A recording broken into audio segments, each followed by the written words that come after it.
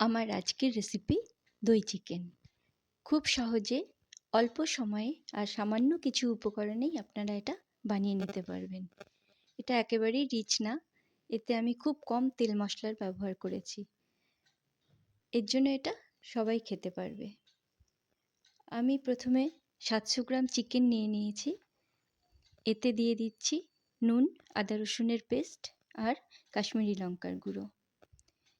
এবার আমি ম্যারিনেট করে নেব। এটা 1 ঘন্টার মতন আমি রেখে দিয়েছি। আপনারা এটা আধা ঘন্টাও রাখতে পারেন। এটা যত বেশি রাখা হবে তত এটা সফট হবে।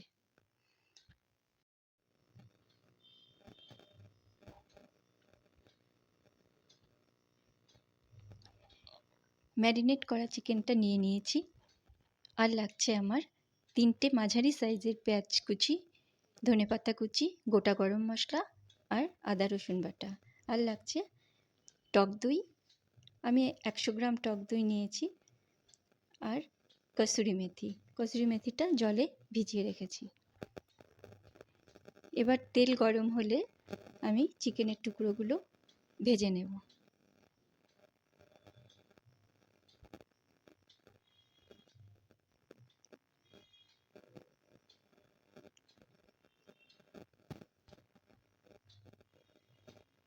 চিকেনের টুকরোগুলোকে একটু ভালো করে ভেজে নিতে হবে। এপিঠটা ভাজা হয়ে গেলে পাল্টে দেব। দুপাশই ভালো করে ভেজে নেব।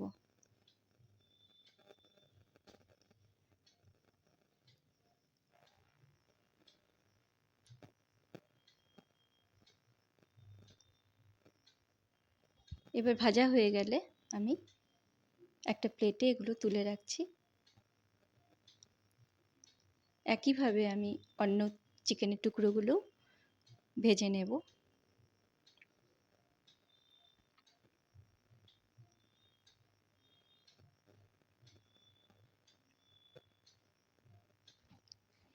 এবার ওই তেলেই শুকনো লঙ্কা আর গোটা গরম মশলা ফোড়ন দেব।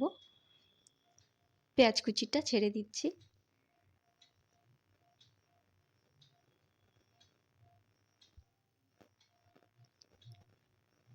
পেঁয়াজটা ভালো করে ভেজে নেব।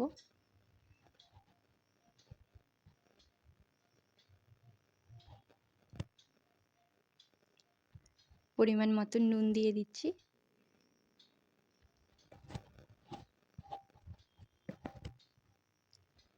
পেঁয়াজটা ভালো করে ভেজে নিয়ে এতে আমি ভেজানো কসুরি মেথিটা দিয়ে দেব। আবারও পেঁয়াজের সাথে এটাকে ভালো করে ভেজে নেব।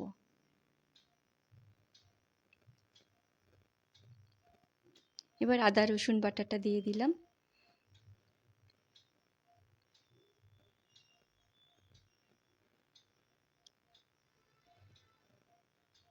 এবার চিকেনের টুকরোগুলো দিয়ে দিচ্ছি।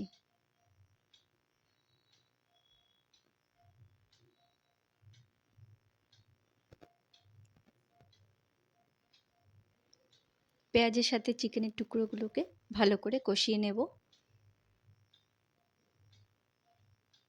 এবার আমি টক দইটা দিয়ে দিচ্ছি।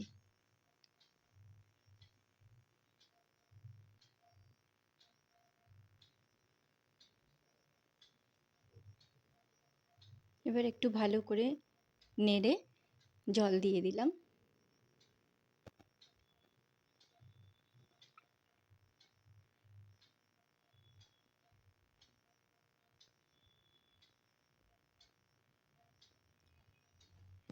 অল্প চিনি দিচ্ছি। যেহেতু আমি দই দিয়েছি তাই জন্য অল্প চিনির ব্যবহার করলাম। আপনারা যদি চিনি দিতে না চান তাহলে নাও দিতে পারেন। এবার জল দিয়ে কিছুক্ষণ 10-15 মিনিট এটাকে রেখে দেব। তারপরে ধনেপাতা কুচি আর চেরা লঙ্কা দিয়ে আরও একটু নেড়ে নেব।